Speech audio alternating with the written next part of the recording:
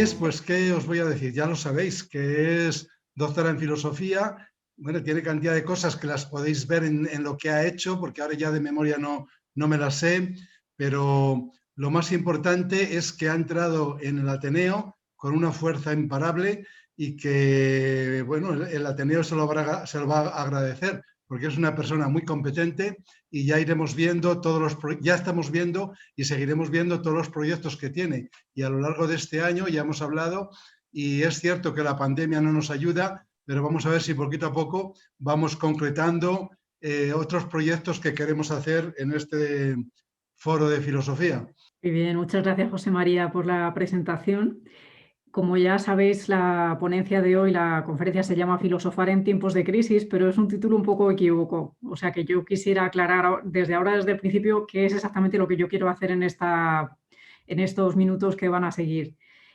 Porque, claro, filosofar en tiempo de crisis puede querer decir muchas cosas, ¿no? Puede querer decir que somos conscientes de que estamos en momentos complicados y entonces recurrimos a la filosofía para que nos ayude. Puede querer decir qué es lo que han hecho otros filósofos cuando ellos han vivido un tiempo de crisis. Es decir, que como vemos puede significar cosas muy diferentes, ¿no? Lo que yo quiero, mi enfoque en los siguientes minutos va a ser sobre todo esto. ¿Cuáles son aquellos momentos, podríamos decir, de marea baja en la historia de la filosofía, que han sido momentos de crisis históricas y qué es lo que ha hecho la filosofía frente a ellos, ¿no? Más que nada porque quizá cuando miramos al pasado, la filosofía siempre en el fondo es historia de la filosofía, cuando miramos al pasado quizá podemos encontrar argumentos para saber cómo afrontar el presente. O sea que mi enfoque va a ser sobre todo este, ¿no? Nos vamos a fijar en 4 momentos muy diferentes de la historia de la filosofía, que no son los más, digamos, recurrentes, no son los más llamativos, ni siquiera los más importantes, pero porque la razón es esta, son momentos de crisis histórica y en ellos podríamos darnos cuenta de qué es lo que ha hecho la filosofía, cómo ha salido a flote de esos momentos. O sea que mi orientación sobre todo va a ser esta, ¿no?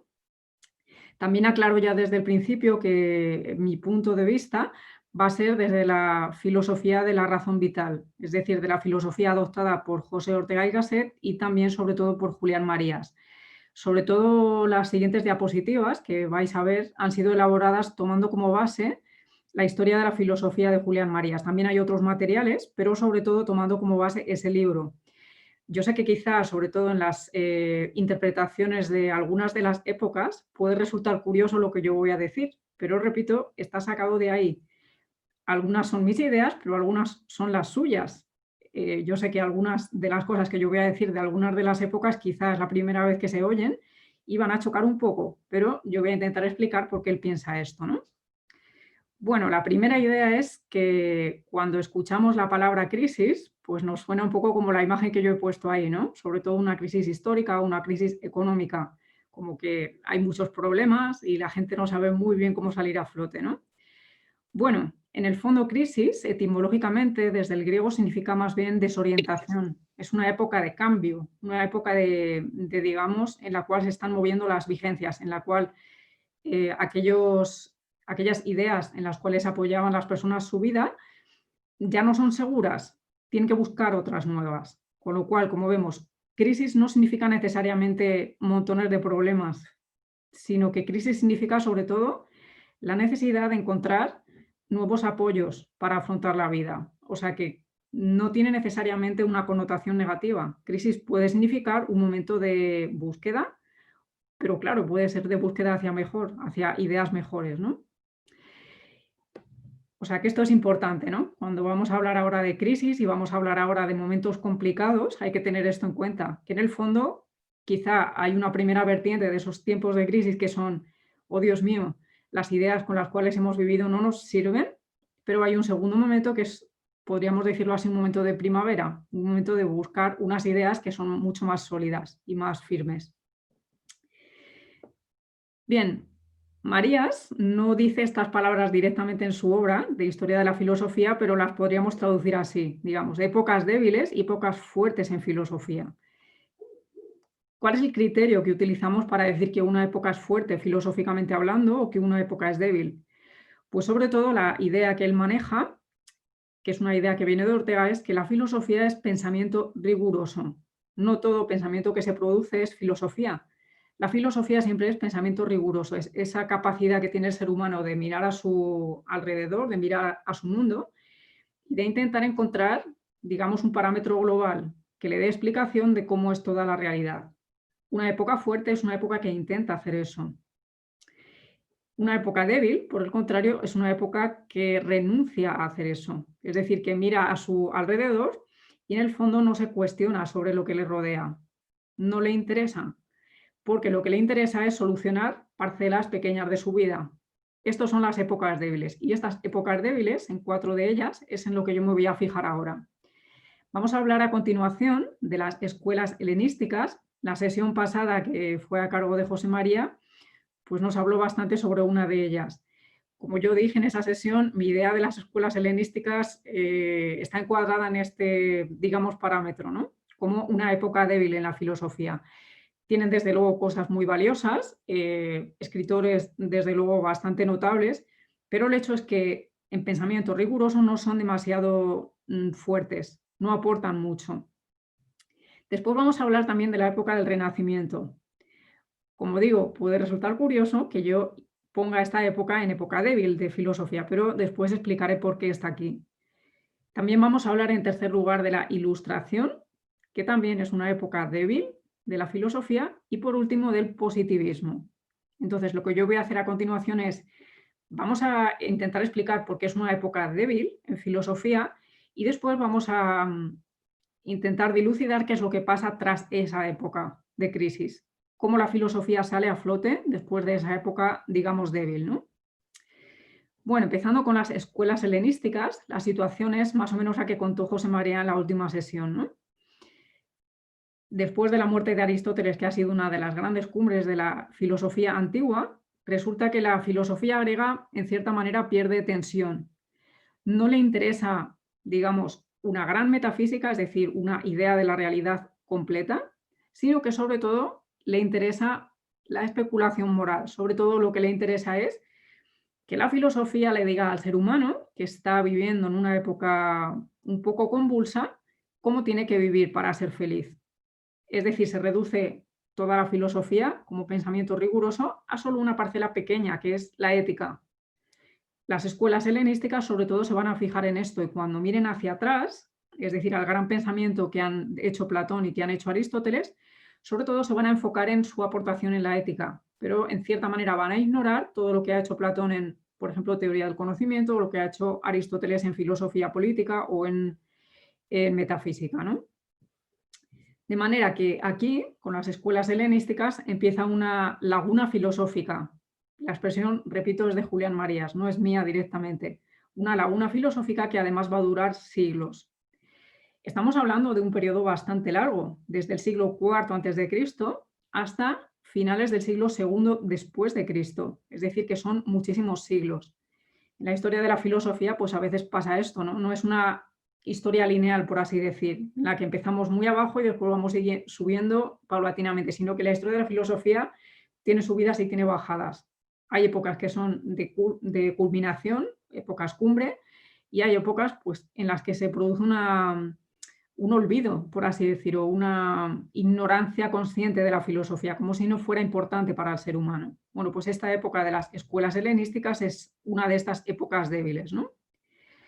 La filosofía deja de ser creadora y sobre todo se va a convertir en una labor de repetición de lo que han dicho los filósofos anteriores y, como ya he dicho previamente, en una labor de adelgazamiento de ese gran pensamiento, digamos, abarcador, de ese gran pensamiento global que ha realizado Aristóteles, pues poco a poco estas escuelas helenísticas lo van a ir reduciendo, sobre todo a la preocupación ética, ¿no?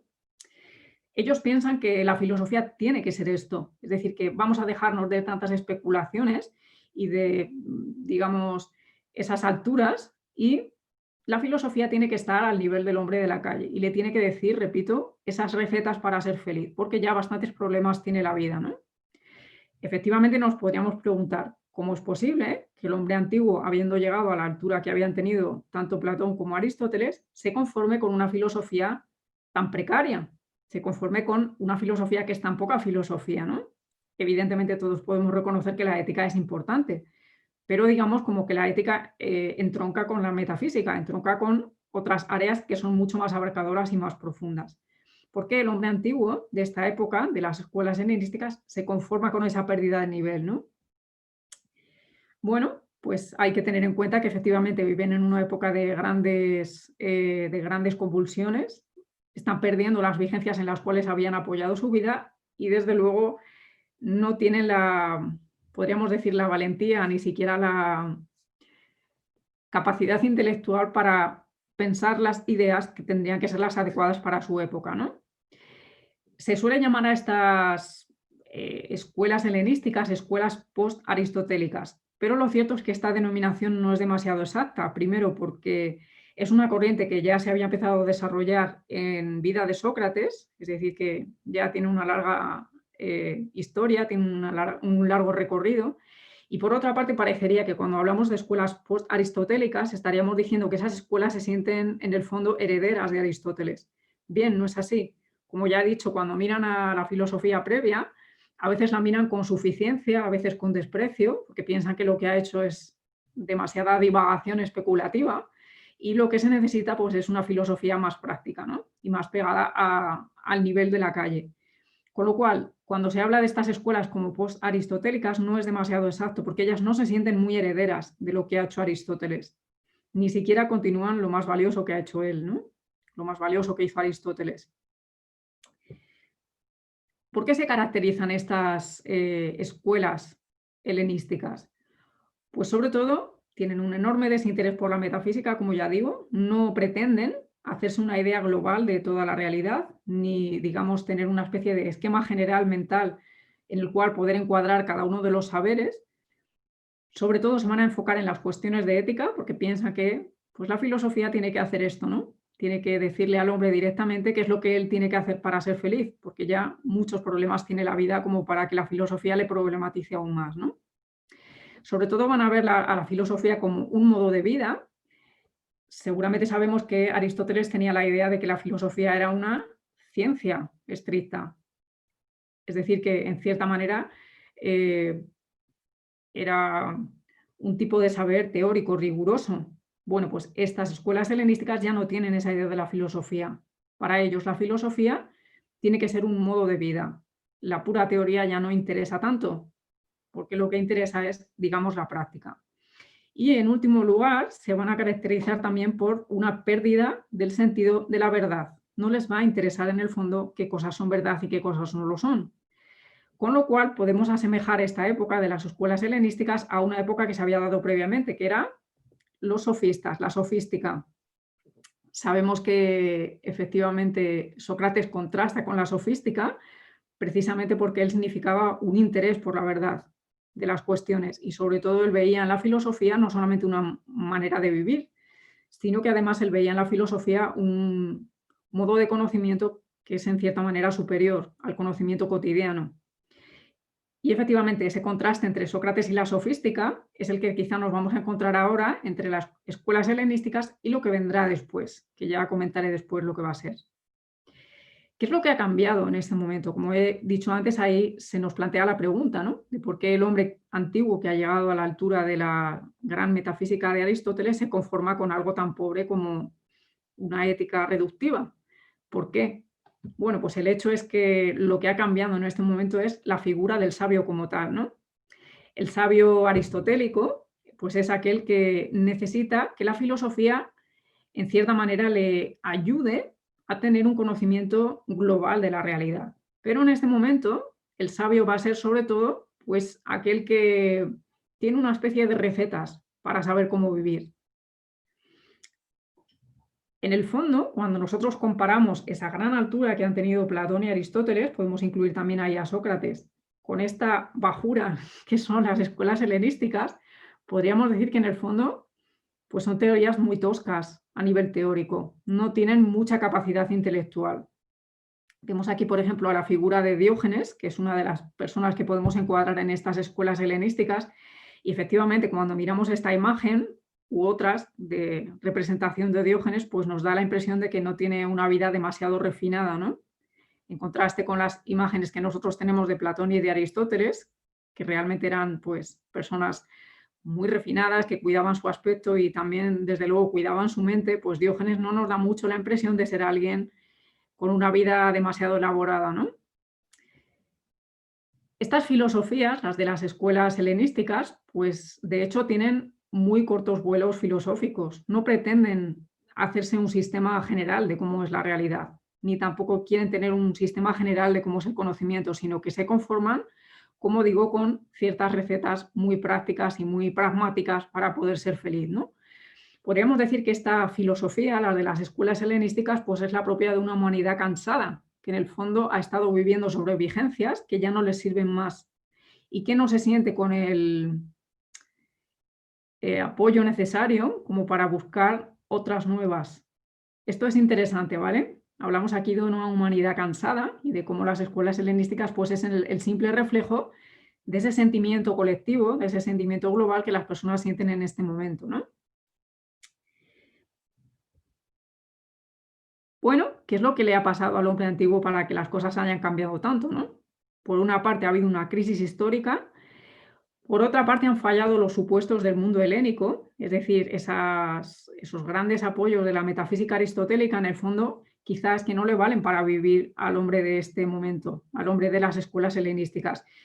Se sigue volviendo hacia la filosofía porque entiende que es un saber, digamos, teórico y un saber abarcador, pero en el fondo lo que encuentra cuando recurre a la filosofía griega, la filosofía antigua, no le vale a sí mismo, no le vale al hombre de ese momento, pues para afrontar los problemas que él tiene que sobrellevar, ¿no? Y una característica curiosa que mencionó también Marías en este caso es el hecho de que estas escuelas helenísticas van a triunfar precisamente porque son inferiores intelectualmente, es decir, porque no son muy complejas, porque son teorías que puede entender cualquiera y uno no tiene que esforzarse mucho ni elaborar una gran metafísica para poder comprenderlas. O sea que estas, digamos, son las explicaciones de por qué el hombre de este momento, de las escuelas helenísticas, se conforma con una filosofía de mucha menor calidad que la que ha habido previamente. ¿De qué escuelas estamos hablando? Pues sobre todo van a ser los moralistas que encuentran sus raíces en Sócrates, pero que ya son muy diferentes. Sería el caso, pues, por ejemplo, de los cínicos y de los cirenaicos, dentro de los cuales está inserto Diógenes. Estaría también el estoicismo entero, también el epicureísmo y también, por último, el escepticismo y el eclecticismo. Esa teoría que, en cierta manera, quiere coger un poquito de aquí, otro poquito de aquí y hacer una especie de mezcla que pues sirva al hombre con unas cuantas ideas un poco básicas, ¿no? Pero como digo, ninguna de estas cuatro corrientes puede compararse en calidad filosófica, en altura filosófica, pues a lo que había habido previamente. Es como si el hombre se hubiera cansado de esa gran altura, ¿no? Como si necesitase algo mucho más pegado a su vida cotidiana. ¿Qué es lo que va a venir tras las escuelas helenísticas? ¿Cómo se recupera, podríamos decir, la altura filosófica? Bueno, pues lo que va a venir después de las escuelas helenísticas es lo que se conoce como la patrística. Y dentro de esa patrística va a resaltar la figura de Agustín de Hipona. Efectivamente, nosotros le conocemos quizá por su personalidad religiosa, pero desde luego es una de las figuras más interesantes de toda la historia de la filosofía. ¿Qué es la patrística? ¿Por qué la patrística, digamos, es importante para la recuperación de la altura filosófica? Bueno, la patrística es la especulación que van a hacer los padres de la Iglesia, por eso se llama así patrística, tiene la misma raíz que padre, en los primeros siglos del cristianismo. Evidentemente, lo que ellos van a hacer no es directamente filosofía, sino que lo que van a hacer ellos es definir el dogma, en concreto el dogma cristiano. Pero el hecho es que cuando ellos están intentando hacer eso, por ejemplo, cuando están intentando definir qué es la Trinidad, o por ejemplo, qué es la transubstanciación, o por ejemplo, qué es la creación, que es un concepto originariamente cristiano que no existía en la mente griega, cuando ellos están intentando hacer esto teóricamente, se van a tropezar con la dificultad de qué vocablos se pueden utilizar para definir qué es la transubstanciación. Pues el hecho es que los vocablos, los términos que ellos van a utilizar para hacer esto son evidentemente los que habían, que son los griegos, ¿vale? Es decir, que en cierta manera, gracias al cristianismo, esto hay que remarcarlo bastante, se recupera la, digamos, gran altura filosófica de la antigüedad. no puedo detenerme mucho a explicar esto, pero quien esté interesado en esto, desde luego Marías lo explica ahí en su libro, en la historia de la filosofía. Y la cuestión es que lo que ellos van a intentar hacer, al intentar definir los dogmas y al intentar desarrollar cuál es esa nueva moral del cristianismo, que tiene conceptos muy diferentes a los de la cultura griega, como por ejemplo el concepto de pecado, el concepto de gracia o el concepto de salvación, que no existe directamente así en la cultura griega, pues se van a tropezar con la necesidad de utilizar esos conceptos que vienen de la filosofía griega, sobre todo de Aristóteles, ¿no? También de Platón, pero pues específicamente algunos de ellos van a ser de Aristóteles. Más en concreto, el concepto de transustanciación, que es el que he citado antes, es que está construido sobre el concepto de sustancia de Aristóteles, ¿no? Bueno, los padres de la Iglesia van a hacer esta labor en dos sentidos. En primer lugar, porque estaban intentando combatir las herejías, es decir, los movimientos que en cierta manera eran como desviaciones del dogma ortodoxo, y en cierta manera también estaban intentando tomar una postura racional para explicar qué es el cristianismo teóricamente frente a los paganos, a las personas que no eran directamente cristianas. Bueno, pues con estos dos intentos paralelos, podríamos decirlo así, los padres de la Iglesia van a hacer una recuperación bastante interesante, digamos, del legado clásico, del legado antiguo. En muchas ocasiones se intenta, digamos, presentar el cristianismo como si hubiera sido una especie de asesino de lo mejor de la cultura clásica, pero lo cierto es que en la historia de la filosofía no es así. Cuando estudiamos los datos directamente podemos ver que esto no es así, ¿no?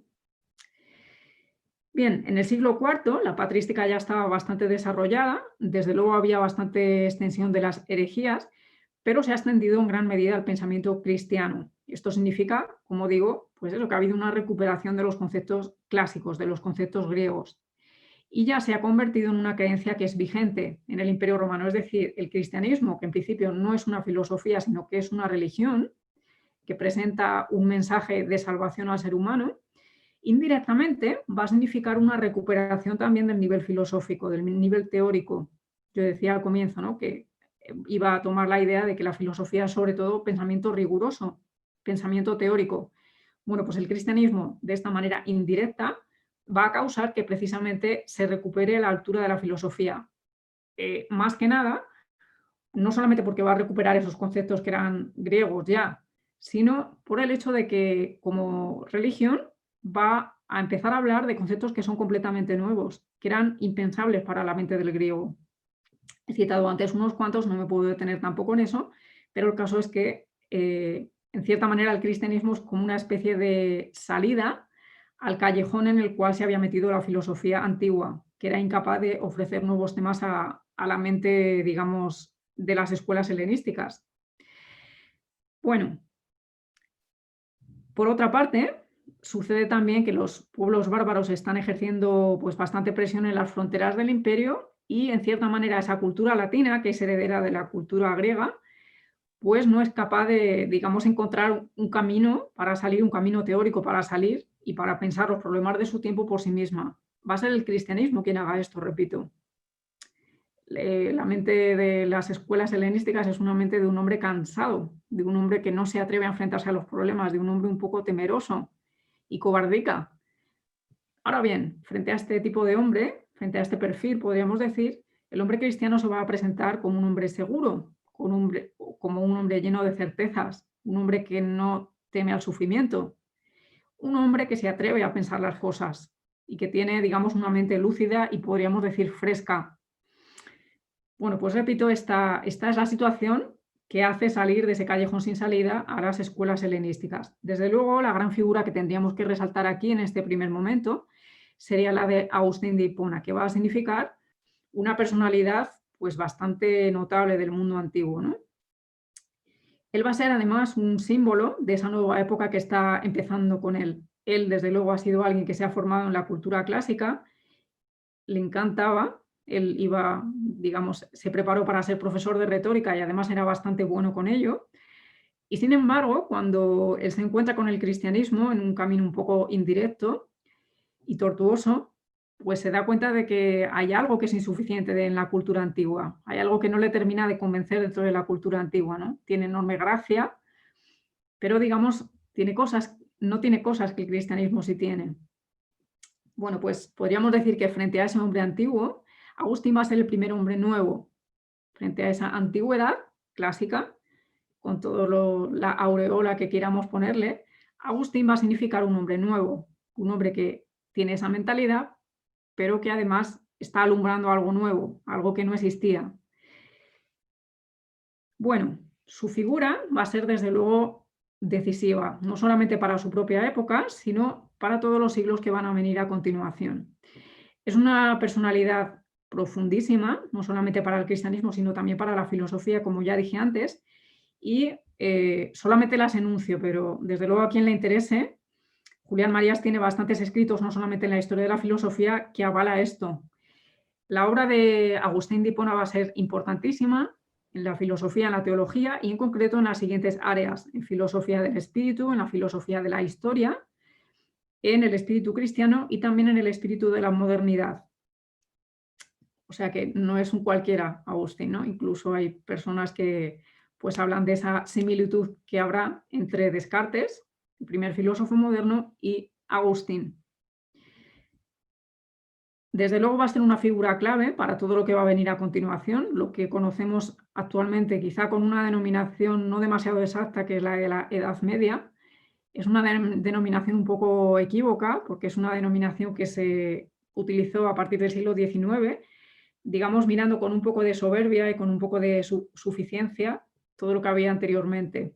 Entonces se la llama Edad Media porque, digamos, era lo intermedio entre la Edad Clásica, que era brillante, y el siglo XIX, que también lo era. Entonces todo lo que está ahí entre medias pues es un poco, digamos, secundario, ¿no? Como digo, es una denominación un poco engañosa porque oculta la brillantez y la altura filosófica que hubo entonces en toda esa época. Quizá deberíamos buscar otra denominación que fuera un poco más justa con ello, pero el caso es que es la que utilizamos hoy día, ¿no? Agustín va a ser una de las grandes mentes que va a alumbrar lo que va a venir después, en toda esta enorme Edad Media, y desde luego dentro de todos esos numerosos siglos nos vamos a encontrar con uno que es filosóficamente muy brillante, que es el siglo XIII. En el siglo XIII nos vamos a encontrar a la escolástica y desde luego esto va a significar, con todas las letras, la recuperación de la filosofía. Se va a intentar, digamos, recuperar lo mejor del pensamiento antiguo y unirlo con otro polo que no tiene el hombre antiguo, que es el cristianismo. Como yo he dicho, me voy a fijar en 4 momentos de los que son de marea baja de la historia de la filosofía. Si a alguien le interesa, pues en el futuro quizá nos podemos fijar en los momentos cumbre, en los momentos de marea alta de la historia de la filosofía, pero mi cometido hoy era este: analizar qué es lo que pasa en los momentos, digamos, en los que la filosofía está en crisis y cómo consigue salir de ellos. El segundo momento que yo he elegido es el Renacimiento. En este caso nos pasa lo contrario que con la denominación Edad Media, ¿verdad? Con Edad Media, pues no sé, como que las reminiscencias son como una época oscura, todos esos tópicos que ya sabemos, ¿no? Mientras que simplemente con mentar la palabra Renacimiento, pues vienen a nuestra imaginación, pues, imágenes bastante sugerentes, ¿no? Bien, lo que yo voy a decir aquí es quizá un poco contra el tópico. El Renacimiento es una época muy interesante, desde luego, eso no lo puede negar nadie, una época muy creadora en otras áreas, pero no lo es en filosofía, ¿vale? Entonces, ¿por qué no es una época importante en filosofía? ¿Por qué no es una época, digamos, de las de marea alta en filosofía? Pues porque también es una época de crisis. Y en este sentido utilizo ese concepto de crisis, como lo dije al principio, es una época de cambio. La época del Renacimiento, en el fondo, es una época en la cual terminan de ser vigentes las ideas que han imperado durante toda la Edad Media, o la podemos denominar cristiandad también, y se empiezan a alumbrar ideas nuevas. Y el hombre se siente inseguro cuando está caminando desde unas hacia otras. Bueno, ¿qué es lo que pasa en concreto? Pues al final de la Edad Media. Pues que ha sido una época muy creadora filosóficamente, como he comentado antes, sobre todo en el siglo XIII. Pues es una época de crisis, empiezan a mover las vigencias que habían sido comunes durante mucho tiempo, y esto sobre todo se va a notar en 3 áreas diferentes. En primer lugar, en la teología; en segundo lugar, en la organización medieval, que son la Iglesia y el Imperio, y sobre todo lo que se va a empezar a gestar aquí es un nuevo concepto del poder, que nos encontraremos en las obras de Maquiavelo. Y en último lugar, pues nos vamos a encontrar también un interés por la naturaleza, que no es demasiado ajeno a algunas corrientes que había habido ya en la Edad Media. Por ejemplo, en el siglo XIII se produce la irrupción de dos nuevas órdenes religiosas, como son los dominicos y los franciscanos. Los franciscanos van a estar caracterizados en todo momento por ese interés por la naturaleza. Cuando en el Renacimiento se produzca ese, digamos, interés más laico o más laicizado de el interés por la naturaleza, en el fondo, es que está copiando ese interés que primariamente había sido religioso o teológico. O sea, que no es tan extraño a lo que había habido anteriormente. Pero el caso es que aquí va a empezar a surgir una nueva espiritualidad que se va a notar a lo largo de toda Europa. Nos vamos a encontrar pues a figuras como Ruysbroek, como Tauler, como Kempis, y en el fondo lo que les une a todos ellos es una especie de sensibilidad religiosa nueva. No son, desde luego, hombres que piensen que la religión no es importante. A veces se ha intentado, digamos, simplificar las cosas así, ¿no? Como, bueno, el hombre de la Edad Media era un hombre cristiano y el hombre del Renacimiento, pues, se está volviendo ateo. Es un poco simplificar la situación, ¿no? El hombre del Renacimiento sigue siendo un hombre religioso, desde luego, pero lo que está cambiando es la sensibilidad religiosa. El hombre del siglo XIII, el hombre del siglo XIV, es alguien que cuando mira hacia Dios, digamos, lo mira de una manera, por así decir, teórica, teológica. Lo que intenta hacer con él es razonar sobre Dios, entenderlo. Ahí tenemos la suma teológica de Tomás de Aquino, ¿no? Y sin embargo, cuando nos encontremos con esta nueva sensibilidad religiosa, lo que va a intentar hacer el hombre de esta nueva espiritualidad es más bien sentir a Dios. No entender a Dios con la cabeza, sino sentir a Dios con el corazón. Para ellos es mucho más importante eso. Digamos, se va a empezar a desarrollar una nueva mística, en el cual lo más importante será esto. No tanto entender, sino más bien sentir las cosas, ¿no? Se puede hacer un ejercicio bastante interesante para ver cómo el Renacimiento efectivamente es una época de crisis, una época en la cual se están moviendo las vigencias, y es analizar los títulos que son comunes en esa época. Es decir, los títulos que son representativos de la mentalidad de ese momento, ¿no? Y podríamos trazar una divisoria, ¿no? En la primera parte del Renacimiento nos vamos a encontrar títulos como De Contentum Mundi, sobre el desprecio del mundo, que podríamos nosotros decir es un título en negativo, ¿no? Es una especie de visión del mundo como si el mundo no fuera demasiado valioso. Sin embargo, cuando vamos avanzando, pues nos vamos a encontrar un cambio en esa mentalidad.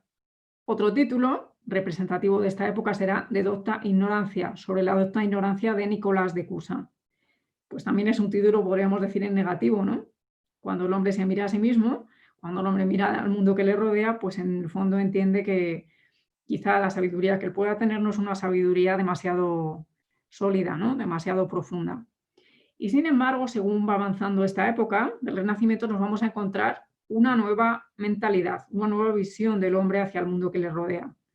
Un libro muy representativo será este de Francis Bacon, el Novum Organum. Ya vemos que es un título en positivo, ¿no? Frente a De Docta Ignorancia, frente al De Contentum Mundi, pues este parece que es como un alumbrar algo nuevo. El hecho de que el hombre se tiene que enfrentar al mundo, quizá lo tiene que hacer de una manera distinta a lo que ha sido antes, pero eso no es negativo. Significa que el hombre tiene que atreverse a hacer ese salto, a, digamos, enfrentarse al mundo directamente, con nuevos parámetros. O sea que, como vemos aquí, este título es una promesa. Es el hecho de que el hombre empieza a darse cuenta de que quizá las vigencias anteriores no le valen del todo y que necesita él buscar otras nuevas, pero que eso en el fondo no es tan peligroso o no es tan arriesgado, sino que en el fondo es una empresa que él tiene que acometer, ¿no? Aquí vemos a Francis Bacon, el autor de este libro. También escribió otro que también nos refleja un poco esta idea positiva, ¿no? De cómo el hombre se empieza a ver a sí mismo de una manera nueva. Este título será Sobre la dignidad y el aumento de las ciencias. O sea que, como vemos aquí, ya va alumbrando una nueva mentalidad. Podríamos decir que los primeros títulos son títulos de otoño, de una mentalidad que se está cayendo, que ya no se sostiene mucho, y los siguientes son títulos de primavera, de algo nuevo, de algo que está surgiendo. Pero repito, el Renacimiento en el fondo también fue una época de crisis, una época de desorientación, una época de cambio en la cual las personas pues se daban cuenta de que quizá los parámetros vigentes anteriormente no valían ya, o por lo menos no del todo. Dentro del Renacimiento nos vamos a encontrar también con la corriente del humanismo. El humanismo, lo mismo, está también aureolada con una muy buena fama.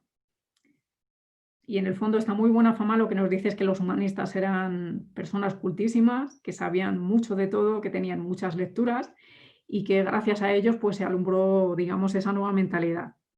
Bueno, vale, está bien. Muchos de ellos eran grandes escritores, tenían además muy buen estilo, crearon además, digamos, literariamente nuevas maneras de expresar, pero el hecho es que lo que a nosotros nos interesa aquí, que estamos en el foro de filosofía, es la calidad filosófica que tenían los humanistas.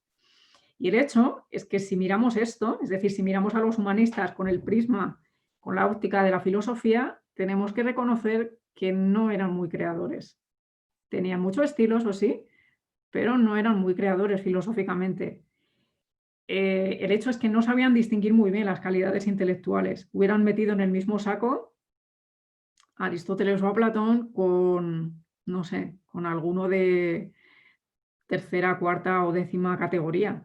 Ellos estaban muy apasionados y muy entusiasmados con todo lo antiguo, pero en su entusiasmo eran incapaces de reconocer con perspicacia cuál era mejor que quién, digamos, cuál era la jerarquía de calidades, ¿no?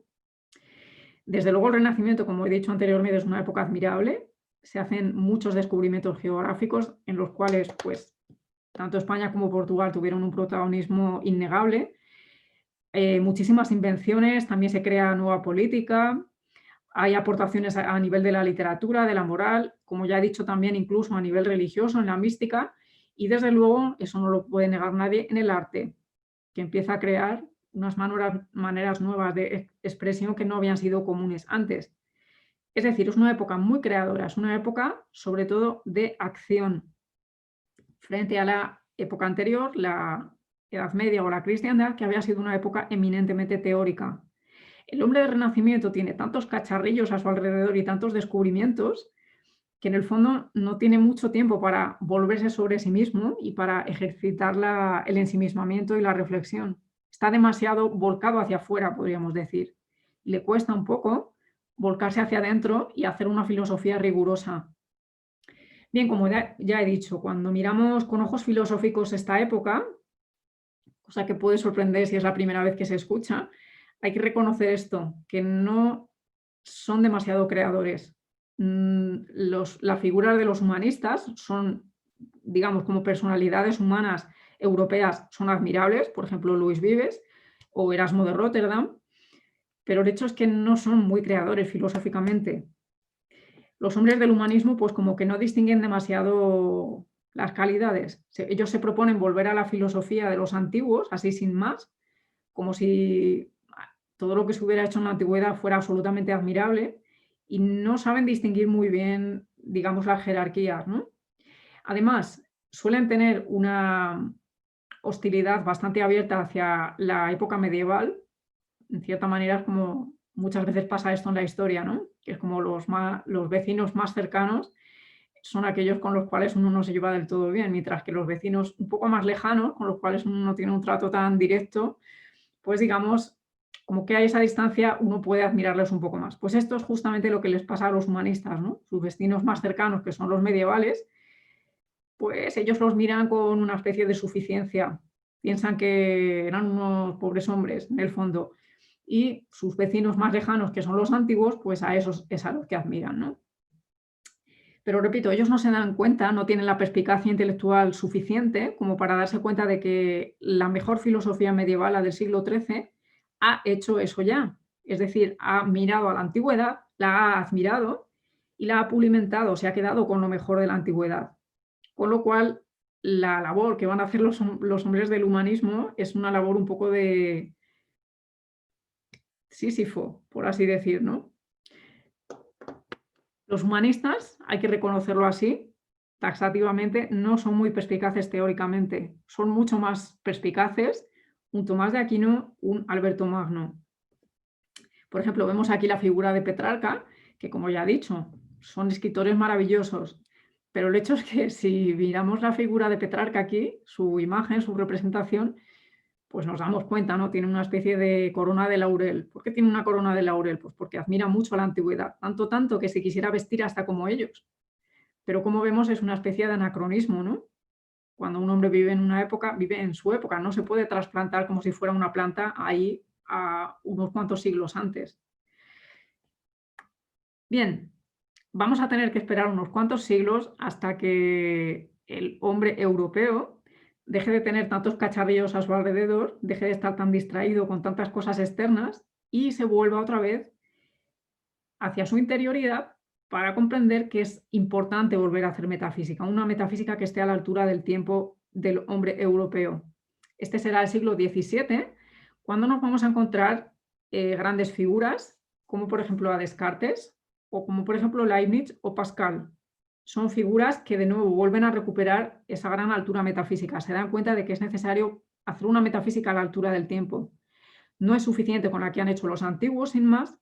Tampoco es suficiente con la que han hecho los medievales, sino que el hombre tiene que hacer una metafísica que sea capaz de hacerse un mapa general de cómo es la realidad en su tiempo, no en el pasado, sino en el suyo. O sea que, como vemos, van a tener que pasar unos cuantos siglos hasta que la filosofía, podríamos decir, deje de estar en crisis, en esa especie de cambio desde las vigencias que ya no valen hacia unas vigencias nuevas, y nos encontremos con la vuelta a la metafísica, con el hecho de que el ser humano se dé cuenta de que necesita un saber global que le dé explicación de toda la realidad. Bien, mi tercer momento escogido va a ser la Ilustración. Y con la Ilustración pasa un poco parecido a lo que he dicho anteriormente con el Renacimiento. Solamente mentar la palabra Ilustración, pues digamos como que nos trae a la mente la imaginación pues de grandes salones con personas muy refinadas, muy bien vestidas, relucientes de cultura, digamos con mentes preclaras y demás, y muy buenos escritores también. Bien, pues lo mismo que he dicho con el Renacimiento, pasa un poco con la Ilustración. Resulta que si lo miramos así como, digamos, un movimiento general de la cultura humana, tenemos que reconocer que efectivamente ha aportado bastante, sobre todo ideas nuevas. Pero si rascamos un poquito, que es lo que siempre intenta hacer la filosofía, no conformarse con las apariencias, sino realmente calibrar cuál es la calidad de las ideas que hay ahí, tenemos que reconocer que la Ilustración tampoco es demasiado creadora filosóficamente hablando. De hecho, es inferior a lo que hay antes, a digamos las ideas del siglo XVII que acabo de mencionar, y también es inferior a lo que nos vamos a encontrar posteriormente. O sea, si lo miramos con lucidez, que es lo que siempre intenta hacer la filosofía, fiel a su vocación de pensamiento riguroso, la Ilustración es un movimiento necesario para entender qué es lo que pasa en Europa en época moderna, pero no son muy perspicaces tampoco teóricamente hablando, no son muy capaces de distinguir la calidad de las ideas. La Ilustración además hay que entenderla en un marco general de movimientos filosóficos como son el empirismo y el racionalismo. Y sobre todo hay que reconocer desde el principio que a lo que se va a dedicar sobre todo la Ilustración es a la teoría del conocimiento. Es decir, va a dejar a un lado de nuevo la metafísica y se va a centrar, en este caso, no en la ética como hemos visto en las escuelas helenísticas, sino en el conocimiento, qué es lo que el hombre conoce y cómo lo conoce. Las ideas más importantes de la Ilustración pues, van a provenir del empirismo. Por ejemplo, las ideas del deísmo, de la ideología política, todas aquellas que van a estar relacionadas con la libertad, con el gobierno representativo, la idea de tolerancia, las doctrinas económicas que se van a empezar a desarrollar a partir del siglo XVIII. Como digo, es importante entender qué es la Ilustración para comprender qué ha sido la historia europea moderna. Pero si lo miramos filosóficamente hablando, pues nos vamos a dar cuenta de que tienen sus peros. La Ilustración, desde luego, no es una época fuerte en la filosofía. Lo que va a intentar hacer la Ilustración en el fondo es popularizar las ideas previas, las ideas del siglo XVII. Es en el fondo como, oh, qué geniales han sido Descartes y Leibniz. Pues ahora vamos a intentar que todo el mundo conozca esas ideas. Pero evidentemente, lo mismo que ha pasado anteriormente con Platón y con Aristóteles, ¿no? cada vez que se intenta hacer eso, es decir, popularizar las ideas que son rigurosas, que son difíciles, para que la masa las entienda, esto significa necesariamente una labor de simplificación y una pérdida, desde luego, de la calidad filosófica. De manera que en la época de la Ilustración va a pasar de nuevo esto, lo mismo que había pasado ya anteriormente en varios momentos de la historia de la filosofía. Lo que hace la filosofía es perder tensión, se va a trivializar, se va a popularizar y desde luego no va a crear ideas nuevas. En contra de lo que puede parecer, la Ilustración sobre todo se va a dedicar a recopilar ideas anteriores, pero no a crear las ideas que sería necesario para afrontar esa nueva época, ¿no? Curiosamente, los escritores, sobre todo franceses del siglo XVIII, los que se ven a sí mismos como ilustrados, se van a llamar a sí mismos filósofos, les philosophes. Y sin embargo, cuando nosotros leemos su obra, cuando nos acercamos a lo que dicen, pues por una parte tenemos que reconocer que son escritores con bastante ingenio, algunos con mucha calidad, pero que por otra parte las ideas que tienen no son propiamente filosofía, no es un pensamiento riguroso, no es pensamiento, digamos, global, abarcador. No intentan hacer eso, ellos no pretenden hacer esto. Lo que pretenden es algo un poco diferente, ¿no?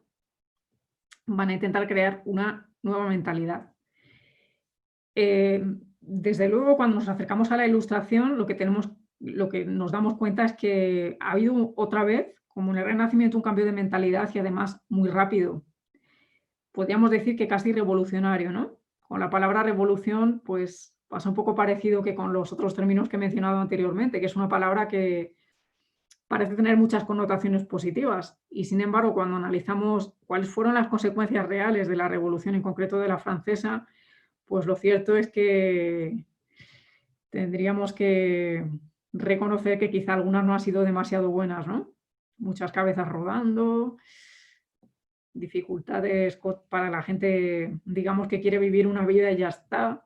No, digamos como que la revolución fue positiva en el sentido de que, bien, puso sobre la mesa ideas nuevas, puso también sobre la mesa el hecho de que quizá las ideas anteriores ya no eran del todo vigentes, ya no valían para, digamos, el momento histórico en el que se estaba viviendo, pero el hecho es que también trajo una enorme ola de violencia y eso no es demasiado bueno. Las ideas no necesitan imponerse por la violencia. Si son buenas, en el fondo se asientan en las cabezas de una manera lógica. No necesitan que nadie, digamos, ande cortando cabezas para imponerlas, ¿no? Bien. Sobre todo, cuando nos acercamos a este periodo, nos damos cuenta de que ha habido algunos años, muy pocos años en el fondo, que es lo que propiamente nosotros deberíamos llamar Revolución Francesa, antes que la otra, que podríamos decir es mucho más llamativa y tuvo muchas más consecuencias políticas o sociales. Pero la verdadera Revolución Francesa fue esta, la que fue a nivel de las ideas, que fue previa desde los años 1680 a 1715. En estos años, pues se pasa de una manera muy rápida desde los conceptos o vigencias anteriores, por ejemplo, la idea de disciplina, de jerarquía, de autoridad, los dogmas, hacia ideas que son completamente opuestas, podríamos decir, ¿no? La idea de independencia, la idea de igualdad, la de religión natural o incluso la de hostilidad directa hacia el cristianismo, que va a ser la que luego explique, pues, por ejemplo, movimientos como los que se produjeron en la Vendée, en Francia, donde pues, murieron muchísimas personas a causa de sus convicciones cristianas. De manera que en estos pocos años es en los que se ha producido realmente ese cambio de mentalidad, ¿no? Esa crisis a la que aludíamos desde el principio. Si buscásemos a dos figuras que simbolizasen un poco este cambio tan rápido, esta desorientación o esta especie de cambio de vigencias, pues podrían ser de un lado Bossuet y por otro lado Voltaire. Es decir, esa especie de respeto al dogma, de orden, pues sería simbolizado por Bossuet y esa especie de hostilidad hacia la religión, de supuesta independencia y de todas las demás ideas que he mencionado anteriormente, pues estarían en el lado de Voltaire. Se va a producir una crítica de todas las convicciones tradicionales y desde luego esto va a afectar también a la historia y a las normas sociales, es decir, las personas que simplemente lo que querían era llevar una vida normal, pues también se van a ver afectados por este cambio de vigencias y este cambio de ideas en el fondo, ¿no? Además, hay que reconocer que como Francia es en este momento el país rector de Europa, todo lo que se produce aquí pues va a influir en el resto, porque en cierta manera todos los otros países lo van a estar mirando como país que crea vigencias. Bien, la Ilustración se va a presentar a sí misma como un movimiento de, digamos, iluminación de la mente. Ahora bien, lo mismo que he dicho antes, si rascamos un poquito qué partes de la mente es la que quiere iluminar la Ilustración, lo que nos damos cuenta es que las partes de la cabeza, de la mente que quiere iluminar la Ilustración son muy concretas, son algunas muy concretas. Se va a enfocar sobre todo en la elaboración de la enciclopedia, pero sobre todo la enciclopedia lo que va a intentar compilar son los conocimientos científicos y además sobre todo los franceses, con lo cual es una ilustración un poco limitada, ¿no? Tendríamos que reconocerlo así. En primer lugar, la Ilustración va a orillar al pensamiento teórico riguroso, sobre todo a la filosofía y desde luego a la teología, a la que va a ignorar prácticamente. Y por otra parte, como digo, en parte va a ser un poco nacionalista, en el sentido de que se va a enfocar en los descubrimientos que han hecho pues, los grandes científicos franceses, pero a lo mejor ignoran lo que han hecho también los alemanes o los italianos, ¿no? O los de otras nacionalidades europeas. Entonces, ¿qué es lo que quieren decir los enciclopedistas cuando se refieren a la filosofía? Pues sobre todo ellos se van a referir a la ciencia natural. En el fondo lo que están queriendo decir con filosofía y cuando se llaman a sí mismos de filósofos es que son cultivadores de la ciencia. Pero, repito, es que eso no es la filosofía. Filosofía es sinónimo de pensamiento riguroso, de pensamiento global, que quiere tener una idea completa de cómo es la realidad, ¿no? O sea que cuando hablamos de ciencia natural, en el fondo, lo que estamos haciendo es suprimir propiamente lo que sería pensamiento filosófico, ¿no? ¿Qué es lo que hace la Ilustración en el fondo? Pues lo que va a hacer es entusiasmarse de nuevo con las ideas anteriores, sobre todo las de los grandes pensadores del siglo XVII, y popularizarlas, hacerlas accesibles a las grandes masas. Pero repito, la Ilustración, lo mismo que el humanismo, no es demasiado perspicaz a nivel de las ideas, sobre todo cuando hablamos de metafísica. No son muy creadores a nivel metafísico, no nos ofrecen una idea completa de cómo es la realidad, más bien lo que hacen es reducir la metafísica, porque intentan convencer al ser humano, al europeo, sobre todo de que el conocimiento superior es el conocimiento científico, como si todos los demás saberes tuvieran que aspirar a ser en el fondo conocimientos científicos, ¿no? ¿Cuáles van a ser las insuficiencias de base de la Ilustración? Pues sobre todo que es un tipo de pensamiento racionalista, o sea que en el fondo lo que quiere es encontrar, digamos, soluciones perpetuas para todas las cosas, sin darse cuenta, por ejemplo, que las cuestiones humanas tienen que tener en cuenta que el ser humano es un ser histórico. Esto no tengo mucho tiempo tampoco para detenerme, pero el hecho es que la Ilustración va a pecar un poco de esto, de ser demasiado, digamos, abstracta en el sentido de que ignora que el ser humano es un ser histórico en el fondo, ¿no? Por otra parte, a nivel de teoría del conocimiento, que como hemos dicho va a ser uno de sus fuertes, se va a apoyar sobre todo en el empirismo sensualista.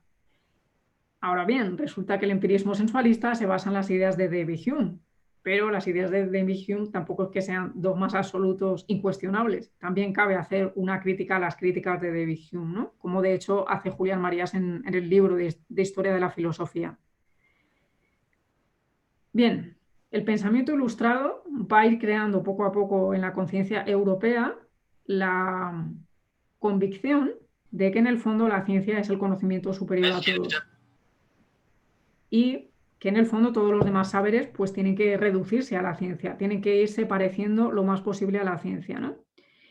Esto es lo que va a ir explicando por qué la última época que nosotros vamos a analizar va a ser una de las épocas más aburridas de toda la historia de la filosofía, en la cual casi desaparece el cultivo de la filosofía como tal, ¿no? Esta última época va a ser el positivismo. Nuestra última, digamos, época de marea baja de la historia de la filosofía, de época de crisis de filosofía, va a ser el positivismo. Lo primero que hay que decir, lo mismo, es que es un término un poco equívoco. Cuando nosotros escuchamos la palabra positivismo, puede que nos haga pensar en el uso de este término en el lenguaje cotidiano, cuando hablamos de una persona que es muy positiva, ¿no? Que siempre intenta ver el lado positivo de todo. Pero el hecho es que positivismo, como escuela filosófica, no tiene nada que ver con eso. Positivismo es un término que viene del latín, de la palabra positum, y lo que quiere decir la teoría como tal es remitirse a digamos, a aquello que está puesto delante de nosotros, aquello que está dado, aquello que podemos medir y calcular. Los positivistas van a ser eminentemente científicos que se hacen pasar por filósofos. Digamos, van a ser científicos de incógnito, que se meten ahí en el ámbito de la filosofía y pretenden que la filosofía se parezca a la ciencia lo más posible. Esta es la teoría que va a desarrollar Auguste Comte, y el problema que va a tener sobre todo el positivismo, por eso he dicho antes que casi consigue terminar del todo con la filosofía, es que se hace pasar por metafísica. Desde luego no lo es, pero se hace pasar por metafísica. O sea, pretende presentarse ante el hombre como una especie de idea de la realidad. Pero en el fondo lo que hace en efectivo es reducir la idea de la realidad, ¿no? Pretender que la realidad es solamente lo medible, lo calculable, y que si algo no es medible ni es calculable, pues entonces es que no es real. Es como si pudiéramos, digamos, dejarlo fuera, sin más. Comte va a desarrollar lo que se conoce como la ley de los 3 estadios, que es bastante representativa de esta mentalidad un poco soberbia del siglo XIX, ¿no? Según la ley de los 3 estadios, pues lo que él nos dice es que la humanidad ha pasado por 3 periodos diferentes, ¿no? Un periodo que podríamos denominar el teológico, otro periodo que sería el metafísico y uno último que sería evidentemente el siglo XIX, que es la etapa o el nivel positivo o científico. Es decir, positivista quiere decir aquí un sinónimo de científico. Cuando Comte nos expresa esta teoría de los 3 estadios, en el fondo lo que nos está expresando también es un poco su idea de filosofía de la historia, es decir, de qué es lo que ha pasado a lo largo de la historia completa para llegar hasta lo que es el hombre europeo en el siglo XIX. El estadio teológico, que según él sería el estadio más primitivo, sería aquel en el cual pues, el ser humano quiere encontrar las causas y los principios de las cosas. Y estas causas y principios las va a intentar buscar de maneras diferentes. Por ejemplo, va a haber una etapa fetichista en la cual la divinidad se personifica en las cosas y se le atribuye un poder mágico. Lo que nosotros podríamos decir era la religiosidad del hombre de la prehistoria, ¿no? Que veía, pues, por ejemplo, el rayo y se asustaba y se fascinaba a partes iguales ante él. Y entonces lo decretaba como una divinidad. Después nos encontraríamos, según Comte, con el politeísmo, es decir, que el ser de esta época vería que habría varios dioses, cada uno de ellos encargados de una faceta de la realidad, y en último lugar, pues encontraríamos el monoteísmo, ¿no? En el cual entrarían pues las 3 religiones que son propiamente monoteístas de la humanidad. Desde el punto de vista del positivismo, cuando el hombre, digamos, quiere encontrar las explicaciones últimas de todo, en el fondo es que es primitivo. O sea, cuando el hombre quiere hacer esto, propiamente encontrar una explicación de toda la realidad, en el fondo es porque es un niño intelectual. Y hay que esperar un poco hasta que vaya creciendo y vaya teniendo otra mentalidad, ¿no? Desde su punto de vista, el siguiente sería el estadio metafísico, ese estadio en el cual pues el ser humano habría adquirido unos niveles de crítica y de abstracción un poco más, digamos, complejos, pero en el fondo pues seguiría buscando conocimientos absolutos, ¿no? La metafísica pues intentaría explicar por qué suceden los fenómenos, pero no intentaría recurrir pues a agentes sobrenaturales, sino que intenta explicar esos fenómenos pues con conceptos abstractos, tipo el principio, la sustancia o la esencia, ¿no? Tal y como nos los encontramos en los grandes filósofos clásicos como Aristóteles. Desde el punto de vista del positivismo, en la primera etapa, en la etapa, digamos, teológica, el concepto clave va a ser Dios. En esta segunda etapa, el concepto clave va a ser naturaleza. Y desde su punto de vista, que es un poco de filosofía de la historia, es como si la mente humana se fuera concretando cada vez más, ¿no? Te fuera fijando no en lo que es absoluto y universal y grandísimo, sino en lo concreto, en lo que tiene delante, ¿no? Y eso va a ser justamente lo que caracterice la mentalidad científica o positiva. Desde el punto de vista del positivismo, es como si esta época metafísica, es decir, cuando el hombre tiene estas inquietudes metafísicas, en el fondo es como si fuera una especie de adolescente, como si se estuviera haciendo preguntas existenciales porque en el fondo no ha terminado de crecer. Solamente habría llegado, pues, digamos, a la época de madurez cuando llega al estadio positivo, que es un sinónimo, repito, de científico desde el punto de vista de Comte, cuando la mente humana se atiene a la observación y, en cierta manera, a la explicación racional de los fenómenos. El positivismo, en el fondo, solamente va a buscar los hechos y las leyes que regulan esos hechos. Por eso se llama positivismo, repito, porque para él solamente va a ser interesante lo positum, lo que está ahí delante, lo que podemos medir y calcular, pero lo que no es medible ni calculable, desde su punto de vista va a perder todo interés. Incluso la literatura, por ejemplo, de esta época, ¿no? La literatura pues suele ser una gran expresión de por dónde anda la mentalidad de cada época. Pues en esta época la novela se convierte en una especie de ciencia degenerada. O sea, las novelas son aburridísimas. Las novelas de esta época son aburridísimas porque en el fondo no son novela. En el fondo lo que son es una especie de observación científica sobre temas que antes eran los temas de la novela. Es por esta razón, porque en el fondo cualquier otro tipo de conocimiento, desde el punto de vista del positivismo, tiene que ser un conocimiento científico, tiene que acercarse lo más posible a la ciencia, tiene que, digamos, ir renunciando a su propia área. Podríamos decir que el positivismo es una filosofía del dato y, sobre todo, pues se va a limitar a buscar las leyes de los fenómenos, ¿no? Evidentemente, pues cuando nosotros nos acercamos al positivismo, nos empieza a embargar una especie de sensación de aburrimiento, de saturación, algo así como si poco a poco empezásemos a estar metidos en una especie de ambiente asfixiante, una especie de burbuja, ¿no? Que nos aislase del mundo exterior. De hecho, uno de los lemas del positivismo va a ser justamente ver para prever, prever para poder. Es un lema bastante representativo porque en el fondo nos da la idea de que esta marea baja, este movimiento de marea baja de la historia de la filosofía, en el fondo lo que quiere es controlar, que no es algo muy propio de la filosofía, precisamente porque el hombre filosófico lo que quiere es dejar ser a la realidad, observarla, comprenderla, pero no controlarla, sino simplemente dejarla ser, ¿no? Con lo cual aquí nos vamos dando cuenta de que este positivismo que se presenta a sí mismo como una metafísica, como la culminación de toda la filosofía, pues en el fondo es una especie de reducción a más no poder, ¿no? Los hombres contemporáneos de Comte pues vieron a esta propuesta filosófica como si fuera una propuesta definitiva, ¿no? Como si ya hubiera llegado el hombre a la culminación de sus saberes. Pero en el fondo, cuando nosotros hoy día, en el siglo XXI, miramos al positivismo, nos da la impresión de que primero es una reducción de la filosofía como tal. La filosofía no tiene por qué ser ciencia, que son dos áreas diferentes. Está bien que cada una exista, desde luego, pero ninguna tiene por qué ser lo que es la otra. Sería una especie de fundamentalismo científico, ¿no? Pretender que la filosofía tiene que ser también una ciencia. La filosofía es filosofía y es bueno que así sea.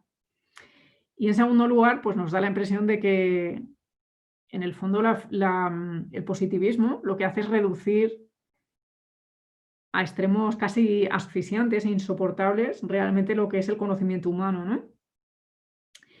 ¿Qué es lo que va a venir después del positivismo? Es decir, cómo el positivismo, mejor dicho, cómo la mentalidad occidental es capaz de salir de la crisis en la que le ha metido el positivismo.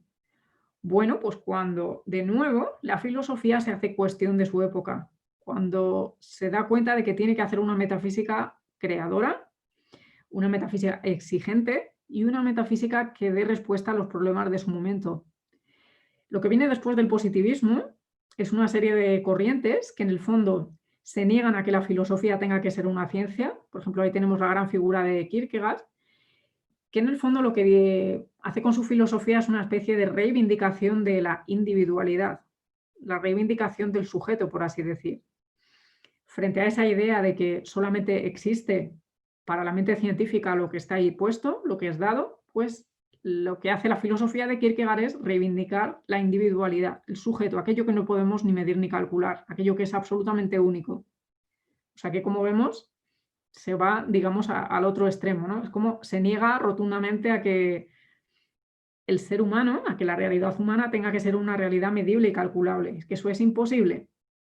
Tenemos también ahí a Edmund Husserl, que va a desarrollar lo que se conoce como la fenomenología, que en el fondo es también una negación a que la filosofía tenga que ser una ciencia, a que todos los conocimientos tengan que ser como los conocimientos científicos. Es que eso sería una enorme reducción. Lo que va a intentar hacer la fenomenología es, digamos, volver a las cosas mismas, no conformarse con simplemente una mirada científica sobre ellas, ¿no? Y por último, he puesto también ahí la imagen de José Ortega y Gasset, porque en el fondo José Ortega y Gasset es un gran metafísico. O sea, su propia filosofía es una especie de respuesta a eso, al hecho de que la filosofía no tiene que tener complejo de inferioridad frente a las ciencias, no tiene por qué ser una ciencia, porque es algo muchísimo mejor, muchísimo más original, digamos.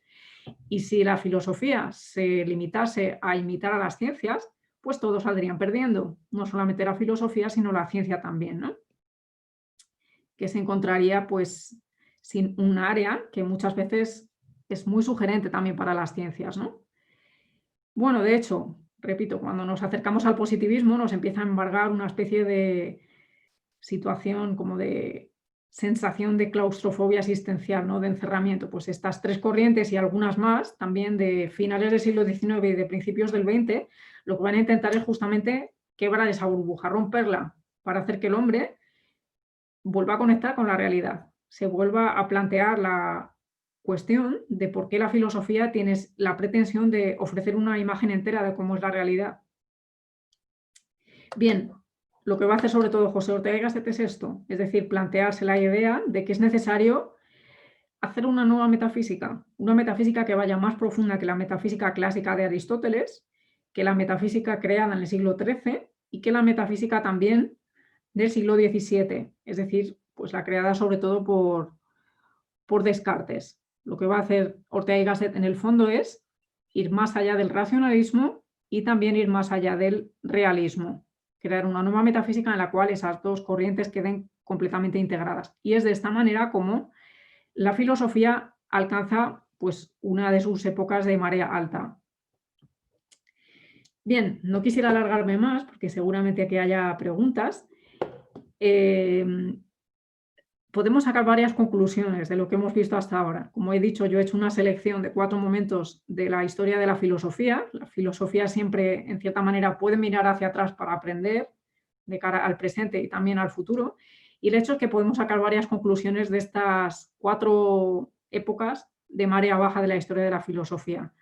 La primera es que esas 4 épocas son de marea baja, aunque algunas de ellas, digamos, tienen muy buena prensa y en principio habría gente que las metería en las épocas de marea alta. ¿Pero por qué son las 4 de marea baja? Pues porque todas ellas se caracterizan por una especie de pereza intelectual, ¿no? Algunas más que otras incluso por una especie de cansancio vital. Por ejemplo, en las escuelas helenísticas, ¿no? Hemos dicho que es el perfil de esas escuelas es el de alguien pues, que en cierta manera tiene una especie de desidia existencial, como si le diera mucho cansancio vivir, como si las cosas fueran tan difíciles que no quisiera tener que esforzarse. Bueno, pues las épocas bajas de la historia de la filosofía se caracterizan por esto, cuando el hombre en cierta manera siente una especie de pereza intelectual, ¿no? De tener que plantearse grandes cuestiones. En segundo lugar, son épocas que van a tender a reducir a la filosofía. Hemos visto que en las escuelas helenísticas, a pesar de venir de una de las grandes alturas de la filosofía, es como si aquello les quedara demasiado grande, como si en cierta manera fuera una camisa que les quedase amplísima y como si ellos quisieran algo mucho más modesto, mucho más pequeño. Bueno, pues normalmente las épocas, digamos, de marea baja van a tender a hacer siempre esto con la filosofía. La van a mirar, no van a tener quizá la capacidad para abarcar su enorme profundidad y van a intentar siempre adelgazarla, reducirla lo más posible, ya sea a la ética, como hemos visto, o ya sea a la ciencia, como también hemos comentado finalmente con respecto al positivismo, ¿no? Pero repito, todas las épocas de marea baja de la historia de la filosofía van a tender a hacer esto, a no aceptar a la filosofía en su complejidad, sino a siempre intentar reducirla a algo mucho más pequeño o mucho más modesto. Y en tercer lugar, creo que se puede sacar también esta última conclusión, es que hay un profundo desinterés, incluso ignorancia, sobre lo que es la verdadera metafísica. Estas 4 épocas que yo he comentado, quizá de manera un poco, digamos, rápida, se caracterizan las 4 por esto, en que en el fondo no hacen metafísica, no tienen mucha perspicacia metafísica. Y finalmente, creo que también se pueden plantear algunas cuestiones abiertas, ¿no? Una época de crisis no significa necesariamente el descenso de la filosofía, sino que significa a lo mejor una época de apertura, una época en la cual se están buscando ideas nuevas. Cuando comentaba, pues, por ejemplo, que en el Renacimiento, ¿no? Podemos decir que es una época de otoño, pero también de primavera. Es decir, que quizá la época que nosotros estamos viviendo ahora, pues es un poco así también. Quizá es una época en la cual estamos buscando vigencias nuevas, ¿no? Nos podemos plantear esto. Nuestra época en concreto es una época de otoño, es una época de primavera. Ahora mismo tiene una impresión que es demasiado de invierno con tanta nieve, pero bueno, con estos parámetros que yo he puesto nos lo podemos plantear si es una época de otoño o es una época de primavera, ¿no? Hoy día quizá hay una tendencia pues, a limitar o a adecuar la filosofía a otra área que no ha aparecido en las 4 que yo he puesto, pero que en nuestra época es así, que es la tecnología, ¿no? Hay una tendencia a hacer esto, a que el pensamiento riguroso se adapte a la tecnología, se adapte a los modos, a las maneras de expresión, al temple de la tecnología. ¿Tiene que hacer esto la filosofía? ¿Sí o no? A la neurociencia, que también es un área pues, bastante de moda hoy día. Es decir, que no es la primera vez, como ya hemos visto en todas las 4 épocas que yo he intentado exponer, que esta tendencia se produce. Cada vez que hay una época de marea baja de la filosofía, hay la tendencia a que la filosofía tenga que asemejarse, tenga que parecerse a otra área completamente distinta. Entonces, la pregunta que nos podríamos plantear es esta: ¿qué debe hacer la filosofía de nuestro tiempo? ¿Si tiene que asimilarse a otra área o más bien lo que tendría que hacer es mantener su personalidad para de alguna manera ofrecer las ideas que el hombre de nuestro tiempo necesitaría? Y en último lugar, creo que también se podría plantear esta cuestión, ¿no? Que desde luego hoy día tenemos muchos problemas, pero si la filosofía puede conformarse con ser solo ética y no ser metafísica, o ser solo ciencia y no ser metafísica como tal, ¿puede la filosofía permitirse esto? O quizá lo que tiene que hacer es buscar nuevas maneras de expresión y buscar de nuevo una metafísica que esté a la altura de nuestro tiempo. Bueno, pues hasta aquí la sesión.